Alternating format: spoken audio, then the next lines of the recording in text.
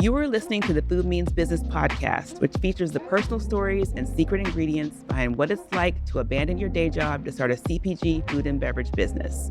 I'm Janaba Johnson-Jones, former marketing executive turned entrepreneur and founder of food business incubator Hudson Kitchen. Join our community of fellow food business owners and subject matter experts to learn and laugh with us as we explore a startup world that's a little more culinary and a lot less corporate these days. Welcome to the Food Means Business podcast. I'm so happy that you're here. Thank you so much for having me. Absolutely. So before we talk about your business, we'd love to hear about you and your story from going from the cubicle to food business owner. Yeah, so actually before MìLà, I was at a health tech company, which is very different from the food industry. So essentially after college, I really wanted to be in healthcare life sciences space. And I was at the previous company I was at for about 6 years, so pretty long stint there as well. Yeah. And I started on the business development team, and then I was running the direct-to-consumer team before I had gone and done MìLà, and actually had started the restaurant while I was at this health tech company. And wow. So it was a little bit on the side in the beginning because when we started it, it really was intended to be a restaurant where we could go eat our favorite foods. So it really was born out of a selfish desire for us to go eat our favorite foods, and we could go hang out there. And that was kind of it. And there's obviously a lot of work that still goes into that, but we hadn't necessarily planned for it to scale and become a full-time thing. Right. So you're in business with your husband, is that correct? Yep, exactly. So what's that like working together? It's actually pretty good. We get this question a lot from friends and acquaintances. I think because I think it's more common now, but still very unusual to do so. And I think for us, what works is that we have very split responsibilities. So I take care of the product and the marketing side of things. And then Caleb looks at the sales, operations, finance part of the company. And then we work together on strategy and business development. So because we have more defined roles, kind of even from the very beginning, that really helped us to work together. And we're very complementary, I think, in what we're interested in. So it might go something like, oh, I have a random idea. And I'll say, oh, here's an idea. And then Caleb is great at picking that up and saying, okay, here's some foundational work to see if this idea is viable. And let's look at the financial impact. Let's see, what it would take to get this off the ground, and he'll do that work. And then once he kind of figures out that little kernel of whether this is possible, then I kind of like to take that and run with it and start to lay out an actual plan for getting it off the ground and really being pretty persistent in pushing it through. And then once it has gotten off the ground, I think he really gets excited about like how big it could be. And so then he takes that over, and then I like to close the loop on those pieces. So it's a lot of this type of behavior. So it works really well that way. That's actually kind of crazy and really cool, so that you're so collaborative together and that you both can fill in each other's strengths and weaknesses. That's amazing. Yeah. So talk about the business. You started out as a restaurant. Give us a little bit of background about the restaurant and then kind of how you're able to transition into creating a restaurant quality product that is frozen. Yeah. So we started the restaurant October 2018 is when we opened. And then after a year and a half, COVID had hit. So we had to close the restaurant for a few weeks. It was actually a fairly short period of time, but our chef had gotten COVID right at the start of it. So we had to shut down, obviously, all of the mandates we had to shut down as well. And then after he had recovered, he started to experiment a little bit with soup dumplings. So in the restaurant, our hero product was something called senjianbao, which is a pan-fried soup bao. And it's like a cousin of the soup dumpling. And then when he started experimenting with the soup dumpling, because the filling and the flavor is quite similar, that was an easy kind of tangent into what type of product we could explore. And a lot of dumplings are frozen. We had seen soup dumplings frozen before as well in Asian grocery stores. So we started experimenting to see if our version of it could withstand freezing and delivery and shipping to people's doors. So then we just started with 1 or 2 bags. That was it. And we sent out a Google form with a Venmo link on Facebook group and on WeChat groups. And we just kind of put it out there to see if there was any interest. And we obviously, since we only made 2 bags, we had a wait list right away. Right. So then we were able to have our chef come back in and have anyone who wanted to keep working and, not be furloughed, for example, Right. they could come back in and start producing some of the bags. And so we did that, and we kept kind of putting the Google form out there because it seemed like there was still more demand, and we kept getting more orders. So then we slowly started to expand, and then we started to see referrals come in as well because people would tell their friends. And then we would get asked if we could deliver outside of the radius we were in, which was in the beginning like 10 miles from the restaurant. And then after that, it was all of Greater Seattle. Then it was all of Washington. Then it was Pacific Northwest. And then by the end of the year 2020, we were technically nationwide. So from a mix of ground shipping and air shipping, we did cover all of the US. What a way to pivot. That's amazing. Wow. It was a fun period of time. So I guess you were delivering, and so were you strictly direct to consumer, and when did you get into grocery stores and things like that?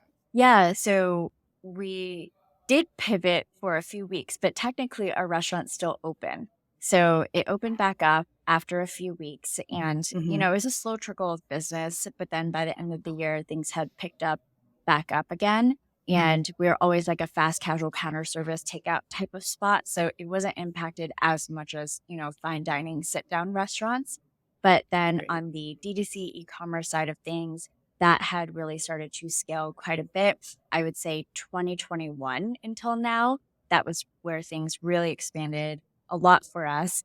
And it was almost all D2C until the beginning of this year. So a few months ago, we started to experiment rolling out in retail, which is just a different channel, different audience, and different, product format and packaging. So we did start to roll out in retail and launched in Costco a couple of months ago. And then we're now in a few different chains. So excited to see how that will pan out for us.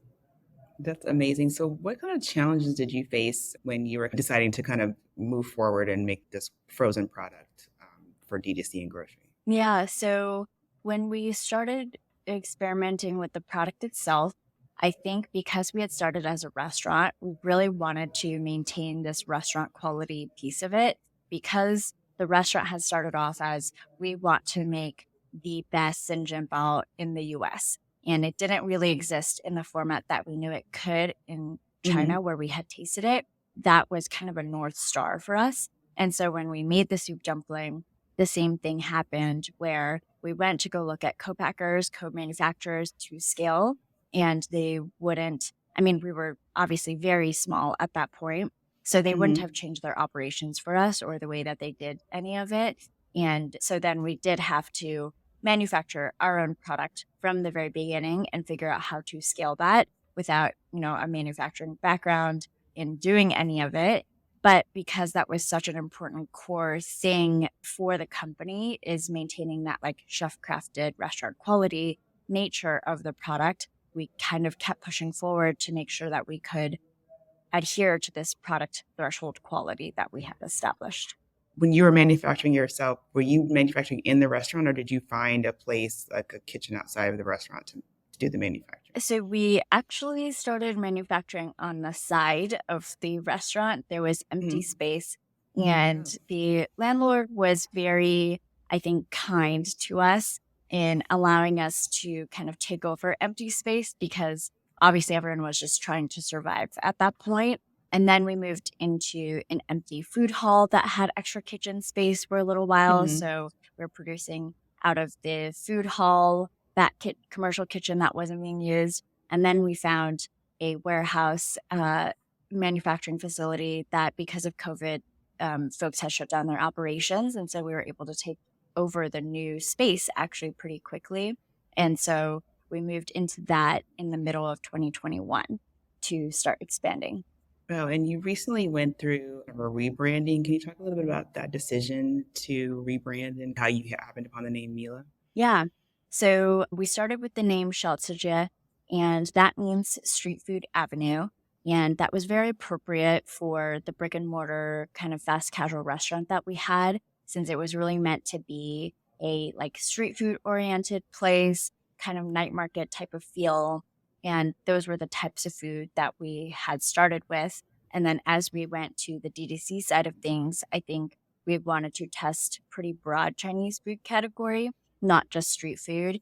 And I Hmm. think for Xiaocijie, that is very appropriate for a restaurant that you go to and you can learn this in person. But I think for an online type of presence, I think that's very difficult to educate on Xiaocijie and, Hmm. how do you find us? What does that mean? And so we actually very early on were looking at a different name, which we came up with MìLà. It just took, it took over a year to actually roll that out.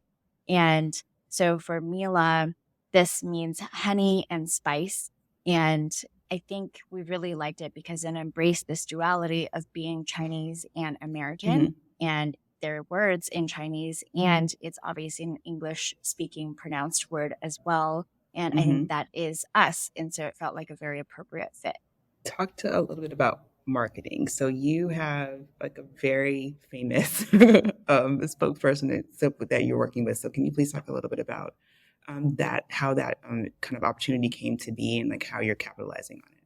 Yeah. So when we had raised our first round, our investors at the time, they had found somebody who found somebody who knew somebody who knew somebody.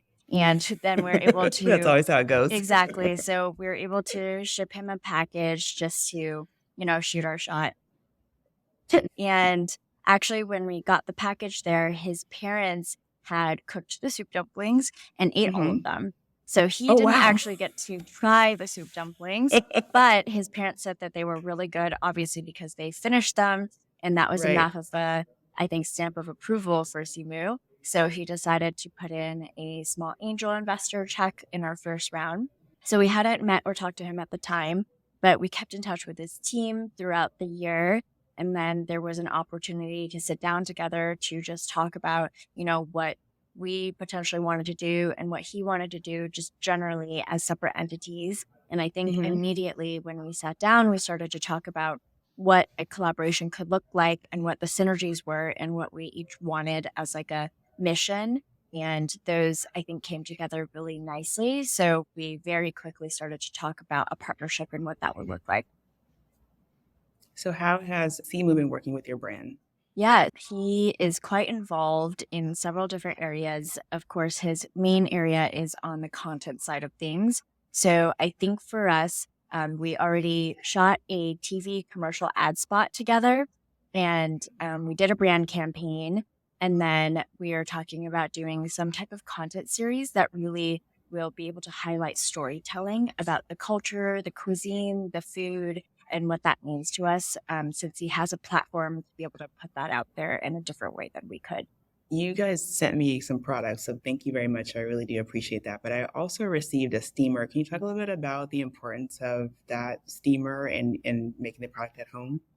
Yeah, so soup dumplings are meant to be steamed. It doesn't have to be a steamer basket necessarily, but that's the traditional way of cooking in Chinese Mhm. culture. So this is interesting because I hadn't really put this together until my mom had pointed it out. But she had mentioned that in China, ovens were not a thing for a very long Mm. time. And in American culture and cuisine, ovens are, a pretty standard way of cooking things. But Right. steamers are actually the way that everyone in Chinese culture had steamed things and cooked things. So you, of course, have the pan and the wok and all of that, but steaming was the other format of cooking. And so steaming, I think, is a pretty central way of cooking for Chinese cuisine and food. And so the Hmm. steamer basket itself, what is interesting is it's made of bamboo, and that allows steam to, come out of it and be able to evaporate out of it in a pretty even way as well. So it does have a slightly different result than if you used a metal steamer type of setup, but any kind of swimming works. Awesome. Talk a little bit about how entrepreneurship has changed you, because you mentioned you were working a corporate job until you launched the restaurants. I'd love to hear, like, how are you different? How are you changed for the better? Yeah, I think it's very different. So your first question was around cubicle to, I think, starting our own business. Mm-hmm. And I think when you're working at a company, and especially if it's a larger company, it's hard to be able to understand all the pieces that go together. And you are looking at, what is your own path of growth? What's your own career growth? And looking at how you can optimize that, of course, with the bigger picture of the company and what's good for it in mind. But it's still somewhat centered around like your sphere of influence and what you can Mm-hmm. see directly and immediately and what context you have. I think as an entrepreneur, it's a little bit different because you are looking at all parts of the business and the company as a whole, and the company is Right. you and you are the company. And that is a very big shift. And I think the change for the better is that you do start to empathize with everybody and where they're coming from and why I think they're asking for the things that they're asking for, or why they're reacting or behaving the way that they're behaving, because you do start to see all the different pieces that come together in a very different lens. And I think that is very important to just keep building empathy and understanding where people come from. Yeah, I completely agree. And I can piggyback on that. Working a corporate job, like you understand, you know what the big picture is and you kind of know where things are going, but you don't really focus on it because you're just like, let me just stay in my lane. I worked in marketing, so like do this marketing thing and go home for the day. But like being an entrepreneur, like you definitely have to see the full 360 picture of everything. So yeah, that's really cool. Can you talk about how you were able to, your corporate experience has informed your entrepreneurship journey? Yeah, so I would say obviously health tech as an industry is very different from food as an industry. So I think there's very little transfer of direct experience or expertise on subject matter. But I think what was very helpful is seeing different ways to work with people, because that is a soft quality that I think is kind of key to building any company, is the people behind it. And so at this corporation, which was also a startup, and we did get to growth stage while I was there, Mm-hmm. and that was great to see that growth. But I think through that growth and time, I was able to try out different management styles. I was able to work with lots of different teams, scale different teams, and interact in different ways, up, down, across to peers. And I think that really developed and honed in on who I am as a person and what's effective. And I think that carried a lot over to how things are informed at our company and how we set things up and what type of culture we want to build and what we want to incentivize or optimize around, or really kind of make sure is a core value, for example. So Mm-hmm. that was highly informed by the job before. So what do you guys do for self-care? Because like, you work with your husband. Like, is there some point in the day where you're like, okay, it's 5 o'clock or it's 7 o'clock and we're not going to talk about, work anymore? And how are you guys able to kind of take a breather from working in the business and go do something fun or something to take care of yourself? How does Yeah. that work? So we also have a 10-month-old. So Oh, pretty wow. much work and the baby is 100% of our life. So I Yeah. think it is a little bit difficult to step outside of that just from, a time constraint perspective. But what we do work into our day is uh, we do try to do 5 to 10 minutes of quality time that is neither talking about the baby nor talking Okay. about work. It is a All short right. period of time, but 5 to 10 minutes of concentrated time is Yeah. actually very meaningful. And so we might walk to the mailbox, which is very far away from our house. Okay. So we'll walk to the mailbox and back, which is about 5 to 10 minutes. And that Okay. is kind of our own time that we know is set aside. And if we don't do that, then it is like before we go to bed, we'll very Mhm. pointedly say, hey, this is our 5 to 10 minutes of catch up quality time, and Nice. spend time talking about something else.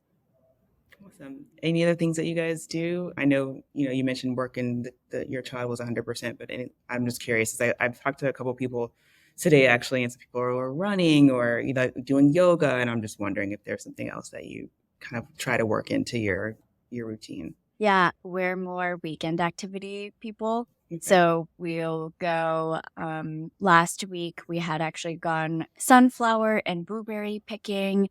And Nice. so I think the weekend activities are really where we try to remove ourselves a little bit from the day to day. So we'll go hiking or skiing in the winter. Those are our activities. So it's definitely more like concentrated time for Sure. longer spans rather than, I guess, daily things. So what are you thankful for? I'm pretty thankful that we had the opportunity to do this at the time that it happened. I think a big portion of success comes from luck and timing. And so I think we got very lucky on when we did it, which was, during COVID, which I know was very difficult for a lot of people, but it did afford us the opportunity to test this product out. There's product market fit. And I think the environment was conducive to us being able to put something out there and test it in a way that allowed us to scale. So I'm very thankful that we were set up at that exact moment to be able to do something like that. And I think I'm very thankful for the people that we have found to work together with us along the way.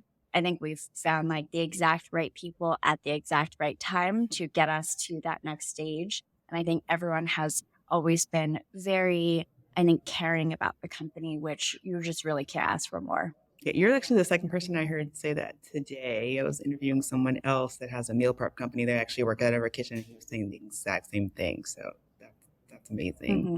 So at Hudson Kitchen, we have what we call the money bell that we ring when we're celebrating something. So I'm wondering, what are you celebrating right now? We just signed a new lease on a new facility. So we're very excited about that. It took a very long time to find and close the space, but it allows for us to, I think, go into our next phase of growth. So that is definitely the number one topic of conversation right now. That's really exciting. Oh, and you know what I mentioned? I brought your sauce here. I know that this has the old branding, but I just wanted to kind of show your product. And I thought you had the soup dumplings, you also have the sauce. Is there something else you're thinking about making right now? Yeah, so we have the soup dumpling sauces. We also have a noodle line already that's out. And then we are releasing a limited edition soup dumpling flavor the first week of November. So we're going to be a little bit more consistent with our limited edition flavors that are coming out. And then we're exploring a couple other product lines to release and test out as well. Amazing. So with the limited edition flavors, how do you come up with those? And is the November timing specific to something that's happening? Or I'm just curious as to how you came up with that. Yeah, so for the limited edition, it really is, we have a pretty broad brainstorming time period where we'll say, okay, what flavors do we think could do well for a soup dumpling? In this case, a soup dumpling. And then we'll try out a few different recipes because they might not always translate in a soup dumpling. Mm-hmm. And then we'll narrow that down to, okay, these are like the top 3. Let's develop them and see how far we can get in the format and the taste. And that's kind of how it's determined. But everyone on the R&D team contributes ideas on what that could be. And then on timing, it was more, we wanted to release it before the holiday time period. And we were coming up against it. And we're like, this is the drop dead deadline. We need to put this out. So that one was not as thoughtful. But we do try to release one on Lunar New Year as well. Oh, got it. Okay. Yes. Great. So Jen, thank you so much for being here. I appreciate it. Please let everyone know where they can find out about you and MìLà. Yes, our website is www.eatmila.com, and all of our products are there. And then we are starting to roll out in retailers, so we'll keep everyone updated on our social media or email. That sounds great. Congratulations on all your success. Thank you. Thanks so much for having me. It was great to chat with you. Absolutely. The Food Means Business podcast was produced by Hudson Kitchen. It is recorded at the studio at Kearney Point and mixed and edited by Wild Home Podcasting. Our theme song is by Damian DeSandes, and I'm your host, Janaba Johnson-Jones. Follow Hudson Kitchen on Instagram at The Hudson Kitchen. And to get food business bites right in your inbox, sign up for our newsletter at thehudsonkitchen.com/newsletter. Listen, follow, and leave a review on Apple Podcasts, Spotify, or wherever you get podcasts. Until next time.